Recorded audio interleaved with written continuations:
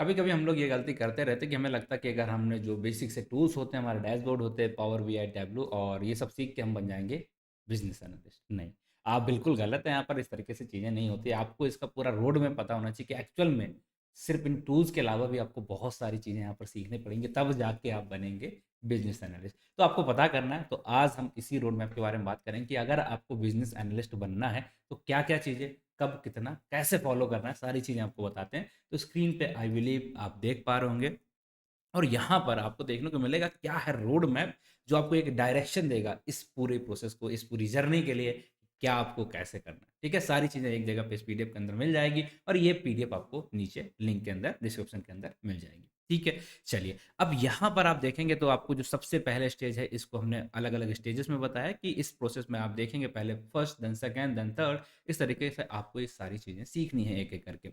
अब ये सारा कुछ सीखने के बाद क्या करना है, कैसे करना है, थोड़ा-सा डिटेल में देख लें तो आपको थोड़ा यहाँ क्लैरिटी मिलने वाली। तो आई बिलीव अगर आप यहाँ पर आ चुके हैं like learn about the business analyst role. तो सबसे पहले हर डोमेन के बारे में आपको मैं यही कहता हूँ कि पहले जाके थोड़ा-सा उस डोमेन को देखो, क्या वो आपके लायक है या क्या आप उस डोमेन के लायक हो या सच में आपका इंटरेस्ट है कि नहीं। तो स्टार्टिंग का 1 वीक हमें एज़ ए थोड़ा-सा एक्सप्लोर करने के लिए उससे रिलेटेड जो भी चीज़ें होती हैं, उसकी रिस्पॉन्सिबिलिटी क्या रहेगी, क्या-क्या रिक्वायरमेंट्स रहेगी उसके लिए, कम्युनिकेशन क्या चाहिए, बाकी सारी चीज़ें थोड़ा-सा हम लोगों से बात करो, देखो कि कैसा है ये कोर्स, क्या अपॉर्च्युनिटी है, वो सारी चीज़ें डिसाइड करना। तो learn about the business analyst role, ये सबसे पहला काम आपका होना चाहिए। ऐसे नहीं कि मतलब आप जा तो रहे, मेहनत भी कर रहे, बट मे बी आपका इंटरेस्ट ही ना हो या आप उस फील्ड में इतना अच्छा नहीं कर सकते हो जो किसी और फील्ड में कर सकते हैं। तो थोड़ा-सा पहले एनालाइज़ करना, ये सबसे इम्पोर्टेंट चीज़ है और ये हमने यहाँ पर अपने रोड मैप के अंदर ही डाल के रखी ताकि आप मतलब क्लियर कर लो कि भई करना है या नहीं करना।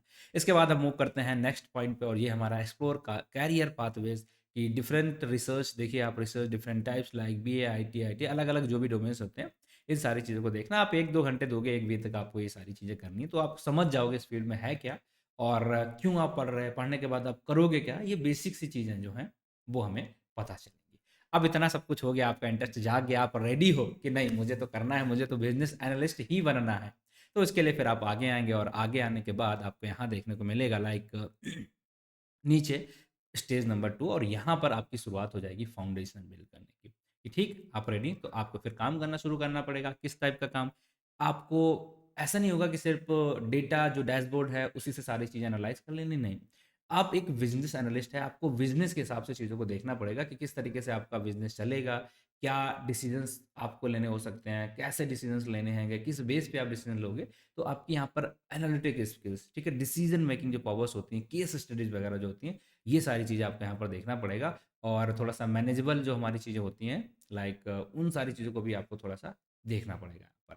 देन आप देखोगे कि इसके जो बिज़नेस के हमारे फंडामेंटल्स होते हैं, जो भी आपका डोमेन है, लाइक आप मार्केट एनालिसिस कर रहे हो, फाइनेंस बेसिक्स हैं, ऑपरेशंस हैं, ऑर्गेनाइजेशनल स्ट्रक्चर्स होते हैं, किस तरीके से कंपनियाँ रन करती हैं, क्या होता है, बिज़नेस आता कैसे है और उसको कंट्रोल कैसे करते हैं, मतलब जो भी हमारा बेसिक रहता है, एक प्रोसेस मैपिंग या हम बात करेंगे बिज़नेस प्रोसेस मॉडलिंग, ऐसी चीज़ों पे थोड़ा-सा आपको ध्यान देना पड़ेगा। वर्क फ्लो क्या रहता है, स्ट्रक्चर्स क्या रहते हैं, बिज़नेस के बारे में थोड़ा-सा आपको वहाँ पर समझना पड़ेगा। बिना बिज़नेस को जाने आप उसे एनालाइज़ तो नहीं कर सकते। आप सोच के देखिए किसी डेटा को आप जानते ही नहीं कि क्या है डेटा, आप उसे एनालाइज़ कर सकते हैं? नहीं। सेम हमारा यहाँ पर भी आता है। तो हम यहाँ पर फिर टेक्निकल नॉलेज की भी बात करेंगे, हमें जो इससे रिलेटेड सॉफ्टवेयर्स हैं, क्योंकि जो नॉलेज है और नॉलेज को यूज़ करने के लिए हमें एक माध्यम चाहिए होता है, उस माध्यम को बोल देते हैं सॉफ्टवेयर। तो हमें सॉफ्टवेयर डेवलपमेंट लाइफ साइकिल की किस तरीके से हमारा सॉफ्टवेयर बनता है, फिर उसी के हिसाब से आपको यहाँ पर और कुछ चीज़ों से थोड़ा-सा अपने आप को फ़ैमिलियर करना पड़ेगा, लाइक हम बात करेंगे स्क्रम से, एजाइल से, ठीक है? वाटरफॉल और इसी के साथ आप देखेंगे जीरा वगैरह, ठीक है? इन सारे टूल्स को भी आपको थोड़ा-सा समझना पड़ेगा, जानना पड़ेगा। तब आप थोड़ा-सा इसमें कॉन्फिडेंट फ़ील करेंगे कि हाँ, अब मुझे हल्की-हल्की सी बिज़नेस की समझ आ चुकी है। उससे रिलेटेड जो बेसिकली ऑपरेशनल टूल्स हैं, उनकी समझ आ चुकी है। फिर बारी आती है आपकी कोर लर्निंग की, ठीक है? जो हमारा कोर पार्ट है बिज़नेस एनालिस्ट का, उसकी बारी आती है और इसके अंदर आपको यहाँ पर क्या करना है, रिक्वायरमेंट्स लाइक लर्न एलिसिटेशंस टेक्निक, जो हमारी इंपॉर्टेंट टेक्निक हैं उन पे आप दोगे और यहाँ पर आपको लगभग में अगर आप देखोगे तो 10 से 12 घंटे का टाइम देना पड़ेगा आपको practice documenting requirement like BRD and FRD, इन सारी चीज़ों को थोड़ा सा देखना पड़ेगा और इसमें प्रॉपर टाइम देना पड़ेगा क्योंकि यही आपका कोर लर्निंग रहता है as a business analysis skills के अंदर। इसके बाद आपने ये सारा कुछ कर लिया है, देन आप यहाँ पर प्रोसेस मैपिंग सीखेंगे। स्टडी टूल्स लाइक इन बीपीएमएन, ऐसे टूल्स को आपको यहाँ पर समझना पड़ेगा, जानना पड़ेगा।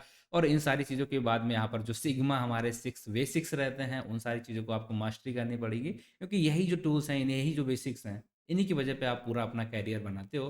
तो ये सारी चीज़ें आपको यहाँ पर ध्यान रखना है। और हाँ, बिल्कुल यहाँ पर स्टेक होल्डर मैनेजमेंट, ये सब कुछ भी आपको, कम्युनिकेशन करना, नेगोशिएशन स्किल्स, ये आपके रोल का एक one of the important thing है कि अगर आप इस फील्ड में जा रहे हो, अगर आप कम्युनिकेशन अच्छा नहीं है, तो आप कैसे क्लाइंट से बात करोगे, कैसे आप बिजनेस को लेके आओगे, कैसे आप उसे अच्छे से हैंडल कर पाओगे जब तक आपका कम्युनिकेशन अच्छा नहीं है। तो हाँ, एक चीज़ यहाँ पर है कि ये टेक्निकल, जितनी भी चीज़ें हैं यहाँ टेक्निकल के साथ, ये एक ऐसा रोल है जहाँ पर आपको अपना ओवरऑल पर्सनालिटी पर हैंडल करना पड़ेगा। हम बोलेंगे पूरा पर्सनालिटी डेवलप करना पड़ेगा, क्योंकि आपको अलग-अलग रोल्स, अलग-अलग लोगों के बीच में आप एक बैलेंसर होगे, और टेक्निकल चीज़ें भी पता हो, नॉर्मल पीपल को भी आप हैंडल कर पाओ, तो ये थोड़ा-सा हमारा कॉम्प्लेक्स हो जाता है, बट इंटरेस्टिंग भी है। मतलब आपको सिर्फ बैठ के, हम बोलेंगे सिर्फ कोडिंग ही नहीं करनी, आपको मतलब क्लाइंट से भी मिलना है, आपको एक बैलेंसर, दोनों के बीच में आप एक मीडिएटर रहोगे, मतलब एक इम्पॉर्टेंट रोल रहने वाला है आपका, ठीक है? तो ये सारी चीज़ें हमें यहाँ पर स्टेक होल्डर मैनेजमेंट, ये प्रॉपर तरीके से जितना अच्छा होगा, उतने आपका कैरियर इस फील्ड में अच्छा चलाएगा। देन हम मूव करते हैं, यहाँ पर आप देखेंगे तो हमारे इसके साथ-साथ अगर हम बेसिक टूल्स की बात करेंगे, मैं एमएस है, ये तो आई बिलीव आप सबको आते होंगे, एमएस एक्सेल, एमएस वर्ड, कैसे इन्हें यूज़ करोगे आप। देन मूव करते हैं इसके जो हमारे मेन स्किल्स होती हैं। अब हमारा कोर पार्ट आता है कि ठीक है, आपने बात कर ली, बट उस बात में आपको किसी लास्ट डिसीजन पे जाना है। अब डिसीजन मेक करने के लिए आपको चीज़ों को एनालाइज़ करना पड़ेगा, तो वहाँ पर आता है हमारा डेटा का काम, और यहाँ पर आते हैं हमारे जो डेटा एनालिसिस के कॉन्सेप्ट्स होते हैं, इनका यूज़ आपके लिए बढ़ जाता है। क्योंकि कोई भी डिसीजन आप डायरेक्टली ऐसे नहीं ले सकते, आपको एनालाइज़ करना पड़ेगा सारी चीज़ों को। सो उसके लिए हमें यहाँ पर सीक्योल, ठीक है? यहाँ पर हमारा एसक्यूएल हम बात करेंगे, पावर बीआई, टैबल्यू, एक्सेल, क्योंकि इन सारी चीज़ों का मैट्रिसेस, डैशबोर्ड्स, वहाँ पर हम चीज़ों को देखेंगे और चीज़ों को एनालाइज़ करेंगे कि क्या डिसीजंस लेने हैं, ठीक है? तो ये सारी चीज़ें हमारे यहाँ पर आती है, और हमें लगता है कि नहीं, सिर्फ बिज़नेस एनालिस्ट का मतलब भी बस इतना ही है, इतना नहीं, इसके अलावा बहुत सारी चीज़ें जो ऑलरेडी हमने यहाँ पर बताई, ये सब कुछ बेसिकली आपको सब कुछ समझना पड़ेगा, देखना पड़ेगा, तभी आप इन टूल्स का सही से यूज़ करोगे और अपने लिए थोड़ा-सा फ़ायदा करोगे। क्यों?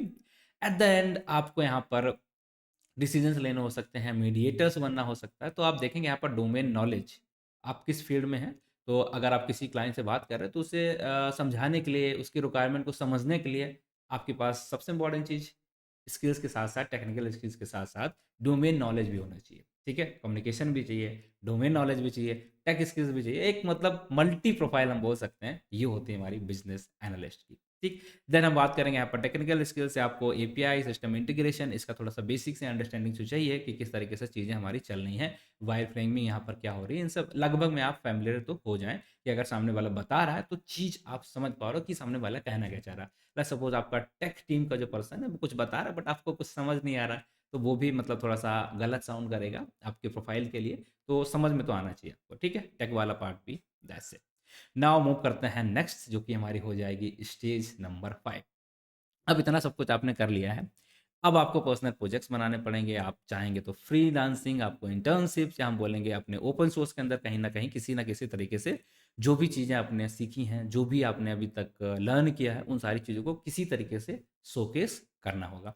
अब उस शोकेस की जर्नी के अंदर आप इन 3 तरीकों से यूज़ कर सकते हैं, उसे शो कर सकते हैं, चाहे आपको प्रोजेक्ट बनाना है, वो कर सकते हैं, या आप कहीं इंटर्नशिप ले सकते हैं, वहाँ पर अपनी स्किल्स को शो कर सकते हैं। देन सेकंड और लास्ट हो जाएगा कि आप किसी भी ओपन सोर्स कम्युनिटी के अंदर जाएँ और वहाँ पर जाके सारी जो आपकी स्किल्स हैं, उनका बढ़िया से प्रदर्शन करिए। बताइए, दिखाइए लोगों को कि हाँ, मैं इस पोस्ट के लिए, मैं इस काम के लिए, इस प्रोफ़ाइल के लिए एलिजिबल हूँ। ठीक है? तो ये चीज़ भी हमें यहाँ पर समझनी पड़ेगी। देन हाँ, ज़ाहिर-सी बात, अगर आपने यहाँ पे कोर्स वगैरह किया होगा, तो कुछ-कुछ कंपनियों में देखते हैं आपने कहाँ से सर्टिफ़िकेशंस किया, तो आपको सर्टिफ़िकेशन तो हम भी करा ही देंगे। उसमें सर्टिफ़िकेशन प्रॉपर कोर्स आपको सारा कुछ मिलने वाला है। देन हम बात करेंगे यहाँ पर domain specific and technical certification, जो भी हमारा लाइक एजाइल एनालिसिस सर्टिफिकेट हो जाते हैं, तो ये कुछ इंपॉर्टेंट से होते हैं। सीएसएम का सर्टिफिकेट हो जाता है, पावर बीआई, टैब्लू का सर्टिफिकेशन होते हैं। तो इस तरीके के कुछ हमें डोमेन स्पेसिफिक, हमारा डोमेन के हिसाब से सर्टिफिकेट भी ज़रूरत होंगे, ठीक है? कुछ बेसिक सर्टिफिकेट की बात करें तो ये भी आप यहाँ पर देख सकते हैं, जो कि हमारे बोले जाएंगे एंट्री लेवल सर्टिफिकेशन, ठीक है? देन सर्टिफिकेशंस हो गए हैं, पढ़ाई कर ली है, ट्रेनिंग इंटर्नशिप कर ली है, प्रोजेक्ट रेडी है, तो अब इन सारी चीज़ों को हमें एक पेपर में लिखना होगा, जिसे हम बोल देंगे रिज़्यूमे।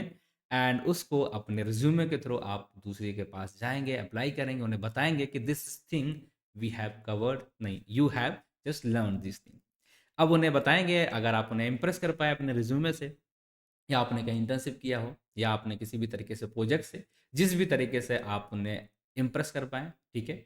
तो उसके बाद आपको वहाँ पर जॉब मिलने वाला है। आप अपना पोर्टफोलियो क्रिएट करना पड़ेगा, आपको रिज्यूमे भी बनाना पड़ेगा, और आपको वहाँ पर अपनी लिंक्डइन प्रोफाइल भी डेवलप करनी पड़ेगी, ताकि लोगों को तो लगे कि हाँ, आप प्रोफेशनली हैं और उन सारी चीज़ों को कर भी रहे हैं जो उसके लिए ज़रूरत है। तो आपके चांसेस बढ़ते रहेंगे। ज़ाहिर-सी बात है, जितना अच्छा आपका नेटवर्क रहता है, इससे टेक डोमेन में हम बोलेंगे बिज़नेस एनालिस्ट जैसे रोल्स के लिए ये बहुत मैटर करता है, क्योंकि अपॉर्चुनिटी कहाँ से आएगी? नेटवर्किंग से आएगी, और नेटवर्किंग बनाना किसका काम है? आपका काम है। तो जितना आप इन स्किल्स पे काम कर रहे हैं, उतनी ही जी आपको नेटवर्किंग बनाने में उतना ही टाइम देना चाहिए, क्योंकि एट द एंड आप सीख के बैठे हो, किसी को बताया नहीं, घर पे बैठे हो, तो कोई फ़ायदा उसका होने वाला नहीं। जब तक आप लोगों को बताओगे नहीं, तो बताएँगे कैसे? नेटवर्किंग के थ्रू, ठीक है? नेटवर्किंग के थ्रू उसके साथ आपकी स्किल्स भी होनी चाहिए, तभी नेटवर्किंग का भी फ़ायदा मिलेगा। बट आपका नेटवर्किंग अच्छा है, स्किल्स नहीं है, तो तब भी फ़ायदा नहीं मिलेगा। तो हमें एक बैलेंस यहाँ पर चाहिए होगा, तो इस चीज़ को भी हमें यहाँ ध्यान रखना है। देन हम मूव करेंगे इंटरव्यू प्रिपरेशन, क्योंकि सारी चीज़ें सीखने के बाद जो आपने अपना इंटरव्यू शेड्यूल करा लिया, नेटवर्किंग का फ़ायदा कर लिया, मतलब अच्छे से नेटवर्किंग करी, अच्छे से पढ़ाई करी, सब कुछ रेडी हो, अब आपको किसी के सामने प्रेज़ेंट करना, खुद को दिखाना है। तो अगर आप बिना तैयारी करे जाओगे, तो कहीं न कहीं आप बोल सकते हो कि अगर आप तैयारी करके जाते, जो आपने प्रेज़ेंटेशन दिया होगा, जो आपने इंटरव्यू दिया होगा, उससे तो बढ़िया होगा। तो इस वजह से मैं कह रहा हूँ कि इंटरव्यू को हल्के में नहीं लेना है, प्रॉपर इसकी तैयारी करनी है। अगर आप तैयारी करते हो, प्रैक्टिस करते हो इसके लिए, तो जो आपका परफॉर्मेंस होगा, वो कहीं न कहीं बहुत ज़्यादा चेंजेस उसमें आएँगे, और परफॉर्मेंस में चेंजेस आ रहे हैं, इट डायरेक्टली मीन्स दैट कि आपके सिलेक्शंस हैं, वो ज़्यादा से चांसेस उसके बढ़ते चले जा रहे हैं। तो बस यही तो हमें एक्चुअली करना है, हमें चांसेस बढ़ाने हैं ताकि हमारा सिलेक्शन आ जाए, उसके बाद हमें अप्लाई वगैरह करते रहना है ये सारी चीज़ें, एंड नेटवर्किंग एक्टिविटी, फिर उसके बाद वहाँ पर भी चीज़ों को साथ-साथ सीखना है। अब बात करेंगे ये सारी चीज़ें करने में लगभग में कितना टाइम लगेगा, तो आप देखेंगे यहाँ पर हमने टाइम को एस्टिमेट करके दिया है, जिसके अंदर बेसिकली आपको लगभग 30 टू 35 वीक्स का टाइम लग सकता है। बट ये टोटली हम ऐसा नहीं बोल सकते हैं कि इतना ही लगेगा, या इससे कम नहीं हो सकता, या इससे ज़्यादा नहीं हो सकता। ये टोटली डिपेंड करेगा आपके ऊपर कि आपका स्किल सेट क्या है, आपको कितना मेहनत करने के लिए रेडी हो। बाकी आपके ऊपर ये फैक्टर डिपेंड करता है। अगर आप ज़्यादा मेहनत करोगे, तो इस टाइम को आप 6 महीने पे भी ला सकते हो। अगर आप कम मेहनत कर रहे हो, बहुत कम टाइम दे रहे हो इसके लिए, तो आपका ये महीना 12 महीने, 1 साल में भी जा सकते हैं। तो वो सारा कुछ आपके डिपेंड करता है, बट हम अपने हिसाब से अगर बताएँ, तो आपको लगभग में इतना टाइम देना पड़ेगा इस पूरी स्किल्स के लिए, क्योंकि यहाँ पर आपको एक ओवरऑल अपना डेवलपमेंट करना, और इतनी फास्ट से सब कुछ नहीं होता है। ठीक है?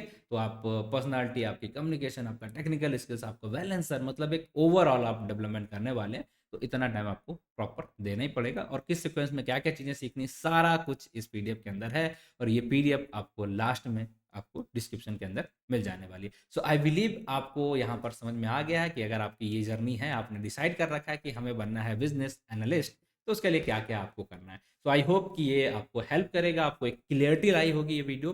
So thank you for watching the video guys, मिलते हैं आपसे अगली वीडियो में इसी तरीके के कुछ इन्फॉर्मेटिव इन्फॉर्मेशन के साथ।